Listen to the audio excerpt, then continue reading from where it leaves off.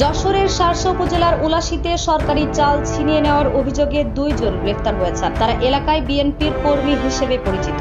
উদ্ধারের পর চাল হতদরিদ্র নারীদের ফেরত দেওয়া হয়েছে। শনিবার সকালে শার্শা থানার পুলিশ অভিযান চালিয়ে তাদের গ্রেফতার করে। এর আগে গ্রামের অসহায় নারীদের কাছ থেকে সরকারি বরাদ্দের চাল ছিনিয়ে নেওয়ার ঘটনা নিয়ে গণমাধ্যমে সংবাদ প্রকাশ হলে নড়েচড়ে বসে প্রশাসন। প্রতিবেদনে উল্লেখ ছিল উলাশী ইউনিয়ন বিএনপির 4 কর্মী এ ঘটনায় জড়িত। গ্রেফতার হওয়া বিএনপি কর্মীরা হলেন শার্শার ধলদা গ্রামের রাজ্জাক বিশ্বাসের ছেলে মিজানুর বিশ্বাস ও মুসলিম বিশ্বাসের ছেলে লালটু বিশ্বাস। তারা দুজন শার্শার উলাশী ইউনিয়ন 7 নম্বর ওয়ার্ড বিএনপির সাধারণ সম্পাদক আক্তারুজ্জামানের ঘনিষ্ঠজন। উলাশী ইউনিয়ন পরিষদের প্রশাসক সমবায় কর্মকর্তা আব্দুর রাশেদ জানান, ধলদা মোড়ে ভিডব্লিউভি তালিকাভুক্ত প্রত্যেক নারী সদস্যকে ইউনিয়ন পরিষদ থেকে 3 বস্তা করে চাল বরাদ্দ দেওয়া হয়। বরাদ্দপ্রাপ্ত চাল নিয়ে নিজ দায়িত্বে ভ্যানে করে বাড়িতে নিয়ে যাওয়ার সময় ধলদা গ্রামের নজরুল ইসলামের ছেলে ইয়ানুর, রাজ্জাক বিশ্বাসের ছেলে মিজানুর বিশ্বাস, সুরত আলীর ছেলে মশিয়ার এবং আতিয়ার বিশ্বাসের ছেলে রফিকুল ভ্যান থামিয়ে 2 থেকে 3 বস্তা করে চাল ছিনিয়ে নেয় বলে অভিযোগ ওঠে।